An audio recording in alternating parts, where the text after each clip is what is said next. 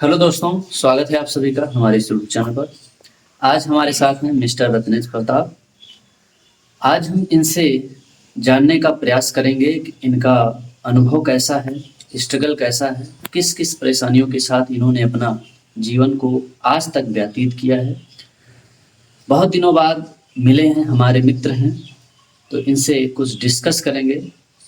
अभी बैठे-बैठे से बातचीत हो रही थी, बहुत परेशानी चल रही है जीवन में। तो कौन-सा अनुभव है, इन्होंने क्या-क्या काम किया है, कौन-कौन सी कंपनी को छोड़ा है, इनका टीचिंग लाइफ एक्सपीरियंस कैसा रहा है और इनका एजुकेशन किस माहौल में कैसा रहा है। तो चलिए इन्हीं से सब कुछ जानते हैं और जानने का प्रयास करते हैं। तो जी हाँ, मिस्टर रत्नेश, आप अपने बारे में थोड़ा बताएँ? जी, सबसे पहले मैं अपने सभी व्यूअर्स को गुड मॉर्निंग बोलना चाहूँगा और जैसे मैं अपने प्रिय मित्र प्रवेश भाई को तहे दिल से धन्यवाद देना चाहता हूँ कि इन्होंने अपने स्टूडियो में मुझे बुलाया और यहाँ पे अपनी बात को रखने का मौका दिया। इसके लिए तहे दिल से इनका लाख-लाख शुक्रिया। और जैसे कि एक्सपीरियंस की अगर बात किया जाए और लाइफ मोमेंट को लेके अगर बात किया जाए, तो वो एक छोटी स्टोरी नहीं है, बड़ी स्टोरी है, लेकिन हम कोशिश करेंगे कि कम से कम शब्दों में किसी चीज़ को कंप्लीट कर दिया जाए। कहते हैं कि समझदारों के लिए इशारा ही काफ़ी होता है और तैरने वालों के लिए थोड़ा-सा किनारा ही काफ़ी होता है। हाँ, जो समझदार लोग होते हैं, उनको बस हल्के से बता दो, तो पूरी स्टोरी वो समझ जाते हैं। समझ जाता है। मेरा नाम रत्नेश प्रताप है और बेसिकली मैं पूरे भारत से बिलॉन्ग करता हूँ और जीवन का स्ट्रगल जो रहा, वो बहुत ही परेशानियों से गुजरा, बहुत ही कठिनाइयों से गुजरा। लेकिन कहते हैं अगर आपके अंदर हौसला है, जज़्बा है कुछ कर दिखाने का, तो परेशानी, कठिनाई, मजबूरियाँ, बेबसी ये आपकी ज़िंदगी में कुछ नहीं कर सकती हैं। अगर आपके अंदर कुछ भी करने का हुनर है, जज़्बा है तो। और जैसे स्ट्रगल की बात रही, भाई स्ट्रगल तो जैसे स्ट्रगल की बात हम जैसे ये कर रहे हैं कि जी। आपका स्टार्टिंग जैसे जब से आप समझदार हुए, आप किस माहौल से गुजरे, थोड़ा पारिवारिक माहौल आप बताइए? पारिवारिक माहौल हमारा बहुत ही नॉर्मल था और बहुत ही गरीबी से हमने अपने जीवन को पॉइंट किया, बहुत ही गरीबी से हमने अपने जीवन को निकाला। कोशिश शुरू से लेकर आज तक मेरी है कि बहुत कुछ बड़ा करना है और निरंतर हम लगे हैं। परेशानियाँ आज तक साथ नहीं छोड़ी लेकिन परेशानियों को किनारे करके हमने आगे बढ़ने का बेशक प्रयास किया। शुरू में क्या हुआ कि पढ़ाई करते-करते हमने स्कूल, कॉलेज जॉइन किया, उसमें पढ़ा-पढ़ा के मैंने इंटर किया, इंटर के बाद बीकॉम किया, बीकॉम के बाद मैंने बीएड किया। निरंतर हमारी पढ़ाई जो है मेरे खुद के दम पे चलती रही। अच्छा, मतलब घरवालों ने भी जितना सपोर्ट सारा किया। आपने डिग्री हाँ। हासिल की, हाँ। सब अपने हाँ, मैंने खुद मेहनत किया और उसमें मेरे फ़ादर का योगदान रहा, बहुत ज़्यादा योगदान रहा, लेकिन उनका हौसला ही मेरी ताकत बनी और उन्हीं के साथ-साथ मैंने खुद भी इतना मेहनत किया कि कोई दिक्कत ना हो ताकि ज़िंदगी में और आज भी वो चीज़ें चल रही हैं और बेहतर होगा, हम भगवान से दुआ करेंगे कि आगे भी चल के और बेहतर से बेहतर तरीके से इसका परिणाम निकले। अच्छा, जैसे कि अभी वीडियो स्टार्ट नहीं हुई थी, तो उसके पहले हमारा चर्चा ये हो रहा था कि कुछ लोग ऐसे लाइफ में आए, जैसे कि खासकर बिज़नेस से रिलेटेड, यानी कि जॉब से रिलेटेड। हम आपको यहाँ से इतना पैसा कमाएँगे, यहाँ से आपका अर्निंग सोर्स इतना होगा। तो शायद वो नेटवर्क मार्केटिंग? हाँ, हाँ, उसमें ऐसा हुआ क्या, जैसे एक एग्ज़ाम्पल के थ्रू हम आपको समझाना चाहेंगे। तो व्यूअर्स आप यहाँ पे नोटिस करिएगा कि नेटवर्क मार्केटिंग का कैसा अनुभव रहा है, क्या ये चीज़ रियलिटी में क्या-क्या चीज़ें होती हैं। तो अगर आप नेटवर्क मार्केटिंग को जॉइन करते हैं, तो इस चीज़ को पॉइंट करिएगा। जैसे हम शुरू में बात बताएँ, कुछ दिन काम करने के बाद मुझे ऐसा फ़ील हुआ, एक से थोड़ा-सा टॉपिक देंगे, कहते हैं हम तो रूठे दिलों को मनाने में रह गए, मेरी ज़िंदगी का ये अनुभव है। हम तो रूठे दिलों को मनाने में रह गए, गैरों को अपना दर्द सुनाने में रह गए, मंज़िल हमारे रास्ते से यूँ ही गुज़र गई, हम औरों को रास्ता दिखाने में रह गए। वाह, वाह! अक्सर ऐसा होता है मतलब इंडस्ट्री में, हम बहुत लोगों के लिए बहुत कुछ अच्छा करना चाहते हैं, लेकिन इत्तेफ़ाक से कभी भी अगर आपसे छोटी-सी ऐसी गलती हो जाती है, तो वही लोग आपके जानी दुश्मन बन जाते हैं। कभी भी हम मतलब इंडस्ट्री को प्रमोट करें, प्रोसीड करें, तो हमेशा इस बात का ज़रूर ध्यान रखें कि हमारी टीम हमारे साथ कितने साथ है, मतलब कितना है हमारे साथ, वो किस तरीके से है, कहीं हम आपको चीट तो नहीं कर रही है।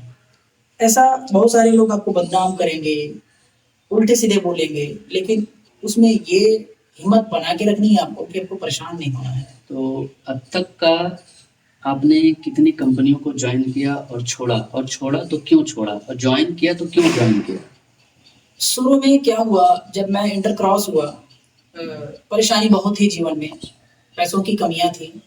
इंटर फाइनल करने के बाद मैं जब बीकॉम फर्स्ट ईयर में एडमिशन लेता हूँ, तो मेरी पहली company Apex web service and online education private limited, Secunderabad, Andhra Pradesh की कंपनी थी।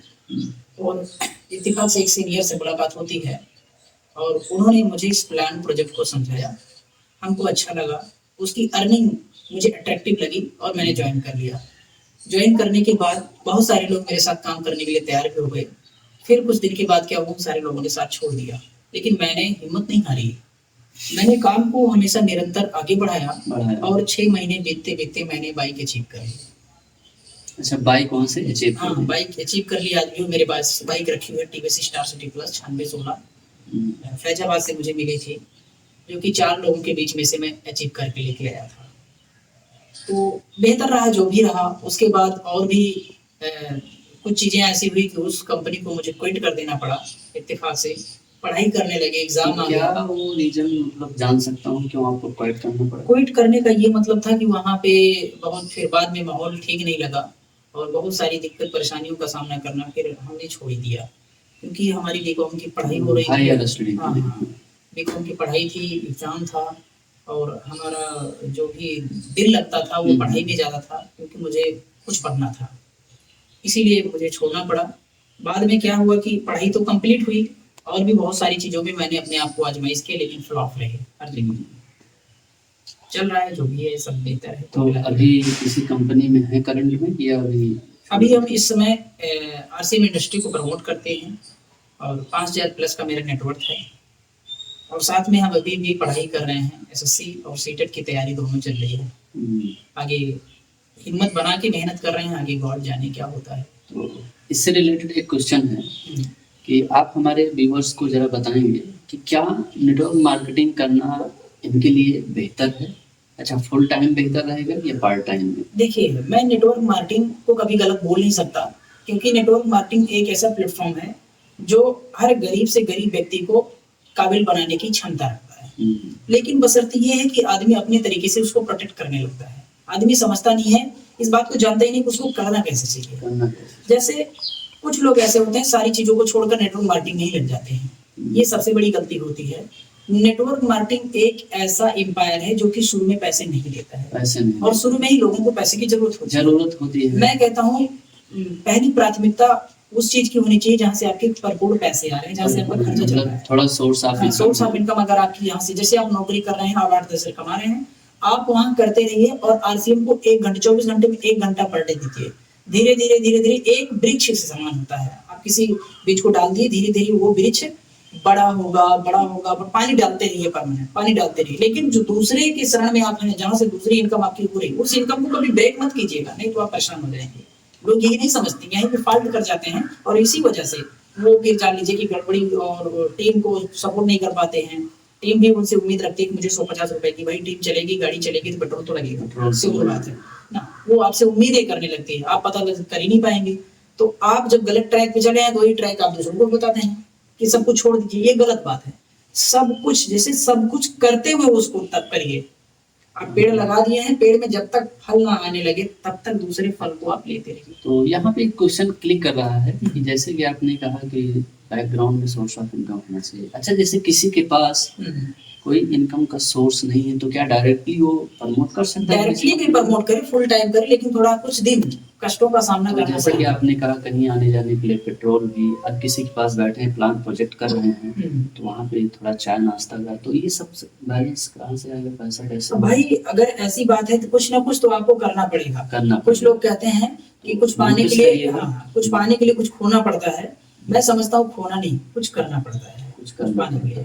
अपने सीनियर के टच में रहें, और वो गाइड अगर करते हैं आपको जैसे, तो वैसे फिलहाल करें। वो बेहतर ही बेहतर हमें समझाने और बताने का प्रयास करते हैं, क्योंकि उनका टारगेट होता है हमारे लक्ष्य को अचीव करने का। मेन काम उनका है। तो लेकिन हमें भी इस बात का ध्यान रखना है कि 2 पैसे कहीं से भी किसी भी तरीके से भाई गलत काम करके नहीं, अर्निंग हमें बैक साइड से करनी ही करनी है। अगर इस चीज को करते रहेंगे तो आपके प्लान, आपकी इंडस्ट्री और आपका फ्यूचर इसमें सेफ रहेगा, बेहतर होगा। जैसे कि आप अभी आरसीएम कर रहे हैं, तो आरसीएम के साथ साथ आपका बैकग्राउंड सोर्स ऑफ इनकम मेरा खुद का, मैं इस समय जैसे कि मैं नौकरी sigma web pharmaceutical private limited company में मैं इस समय ऐसे वेयरहाउस मैनेजर, मैं 5 जिले में, हाँ, 5 जिले में देखता हूँ, सुल्तानपुर, प्रतापगढ़, अमेठी, अम्बेडकर नगर और जौनपुर, मैं खुद वहाँ नौकरी कर रहा हूँ। उसके बाद हाफ टाइम में ड्यूटी करता हूँ, हाफ टाइम में पढ़ाई करता हूँ। 3 घंटे की मेरी एसएससी और सीटेट की क्लास होती है, तो 2 टाइम एक साइड से मेरा पैसा आ रहा है, एक साइड में पढ़ाई में खर्चा कर रहा हूँ। उसके बाद जो मेरे पास समय बचता है उसी में 1 घंटे 2 घंटे निकाल के मैं आरसीएम को देता हूँ। मैं अपना वो समय आरसीएम को देता हूँ जो कुछ लोग घूमने में लगाते हैं, जो कुछ लोग किसी से गप्पे लड़ाने में समय लगाते हैं। आप 24 घंटे टोटल टाइम वेस्ट नहीं करते हैं कुछ भी। आप 24 घंटे का कैलकुलेशन निकाल के देख लीजिए तो आदमी का 2 से 3-4 घंटा वो बर्बाद चला जाता है पर डे का, हर व्यक्ति का। कोई ऐसा व्यक्ति है ही नहीं जिसका 4 घंटे बर्बाद ना हो। लेकिन मैं वही समझ चुका हूँ, को 4 घंटे बर्बाद करने के बजाय आरसीएम में दे देंगे तो एक एम्पायर है, वो एक प्लेटफॉर्म है जिसको मैं तैयार कर रहा हूँ, आने वाले फ्यूचर में मुझे बहुत कुछ देने वाला है, मुझे विश्वास है। बस कहते हैं विश्वास ही ईश्वर है। यदि आपको विश्वास है अपने ऊपर, किसी एम्पायर को प्रोटेक्ट कर रहे हैं, उसमें विश्वास है, तो आगे बढ़ते हैं, कोई दिक्कत नहीं। तो अभी तक का आपका जो ये जीवन है, इसमें आपको कुछ ऐसे लोग मिले होंगे जो आपको भटकाने का काम किए होंगे। हाँ, ना जैसा कि अभी आपने इसके पहले चर्चा किया कि मतलब मुझे कुछ लोग ऐसे मिले जो हमारी लाइफ को बर्बाद करने पे तुले, तो वो कुछ ऐसे कौन से लोग थे जिन्होंने आपको उस मार्ग से भटकाया, आपके सक्सेस जर्नी को एकदम डिमोटिवेट किया, नेगेटिविटी फील करवाया? वो हमारे अपने ही थे, कोई गैर नहीं थे। कहते हैं विकल्प बहुत मिलेंगे। एक यहाँ पे नोटिस करिएगा कि मैंने कई सारे ऐसे लोगों को देखा है, हमेशा अपनों से बच के रहना चाहिए। वो हमारे अपने ही लोग थे, कोई गैर नहीं थे। हमने जिन पर बहुत ज़्यादा भरोसा किया, उन्होंने ही मुझे, अब क्या बताऊँ, अच्छे थे वो लोग, अच्छा किया उन्होंने। मुझे उनसे कोई शिकायत नहीं है, लेकिन मैं इतना जानता हूँ कि विकल्प बहुत मिलेंगे मार्ग को भटकाने के लिए। संकल्प एक ही काफ़ी है मंदिर तक जाने के लिए। आप यदि आपको अपने ऊपर भरोसा है और यदि आप सच हैं, तो आपकी जीत निश्चित है। दुनिया की कोई ताकत आपको कभी विफल कर नहीं सकती है। आप लगे रहें बस कुल मिला के, और यदि नीयत अच्छी हो नसीब कभी बुरा नहीं सकता। मतलब वही कहना ना कि जहाँ 100% विश्वास लगाए तो वहाँ आपको धोखा मिलेगा, जहाँ विश्वास है वहाँ धोखा डर है, तो अधिक से ज्यादा विश्वास नहीं करना। सही है कि संगीत सुनकर ज्ञान ही मिला, संगीत सुनकर ज्ञान ही मिला। मंदिर जाने पर कि विश्वास के लायक कहीं इंसान नहीं है। इंसान नहीं, अब वही लोग फंस जाएंगे जिनको अब खिलाएंगे। जिसको भी मौका मिला उन सभी लोगों ने जो जिस लेवल का था उस लेवल से परेशान किया। मतलब फायर का बिजनेस था, मेरे खुद का चुंडाई फायर, मानसिक स्थिति उलट गया। अच्छा, इंटरप्राइज का क्या था वो मेरा पहले था कि भाई बड़ा काम तो मैं कर नहीं सकता था। मैंने इतने पैसे मेरे पास आ जाते थे, मेरी पढ़ाई चलती थी। वजह इसको करने का था कि मैं मुझे 18,000 कमा, मुझे उसके लिए दिल्ली जाना पड़ता, लेकिन मैं घर पे ही अपने बनाए। तो जैसे राइटिंग का काम, ये सब करने के लिए आपको पैसा मैंने कमा लिया था और मैंने खुद से पैसे से उसको सब मेंटेन किया, सब कुछ बना, लेकिन कुछ चंद और उसे बर्बाद कर दिया। उन्होंने मुझे कर्ज डाला, कर्जा उन्होंने खुद ही ले लिया, रेफरेंस मेरा दिया, आगे फ्रंट कर दिया, लोग साथ छोड़ दी। मैं जलील हुआ, मुझे प्रताड़ित। कहते हैं सर को कहने के किसी तथ्य नहीं पड़ती, और पानी को बहने के लिए उन्हें आगे बढ़ने के लिए किसी रथ की जरूरत नहीं पड़ती। तो मैंने अपने काम को सही से किया, मुझे अपने ऊपर विश्वास था। आज सारी चीजों से मुक्त हो चुका हूँ, और फिर से मेरी जो भी ये बात हुई विश्वास से बहुत ही उस माहौल में आने वाला हूँ जो मैं में छोड़ चुका हूँ। तो मेरा कुछ बर्बाद होने वाला सब सही हो जाएगा। मेरा लास्ट क्वेश्चन और जी मन में क्या हाँ सभी को लेके मैं क्या कहूँ, नाली थी ना, कहते हैं सुनी पड़ेगा। अच्छा इसका भी लोग सोच पड़ नहीं रहे हैं। तो में क्या कुछ ऐसी है कि तो वो 4 साल का मेरा रिलेशन था कि जिस जगह पर थोड़ा सपनी और मैं जैसे प्रवृत्ति बहुत अच्छा था। हम किसी थर्ड पर्सन ने डिमोटिवेट किया उसको। डिमोटिवेट किया। राम को वनवास नहीं इसका होना था। मतलब मोटिवेशन में बहुत पावर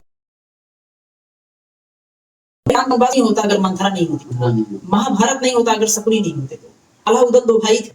इन 2 भाइयों इतनी बती थी कोई इनको एक दूसरे को कसाई हाथ बांध दिया। बताइए मोटिवेशन में बढ़े। तो आपका 4 साल और हाँ, 4 साल का रिलेशनशिप था। रिलेशन था बहुत अच्छा। 2 साल डिप्रेशन। घर परिवार छोड़ छाड़ के मैं चला गया था में था। तो वहाँ मुझे बचाने वाली सेंटर की थी और वो मुझे ले जाता वहाँ पे मेरा ट्रीटमेंट हुआ था। काफी दिनों तक उसने मुझे संभाला। एक मैडम काजल सिंह उन्होंने मुझे अपने भाई जैसा मुझे ट्रीटमेंट देते थे। जब माइक को किया मैं कंपनी एमडी साहब मेरे साथ 2 महीने।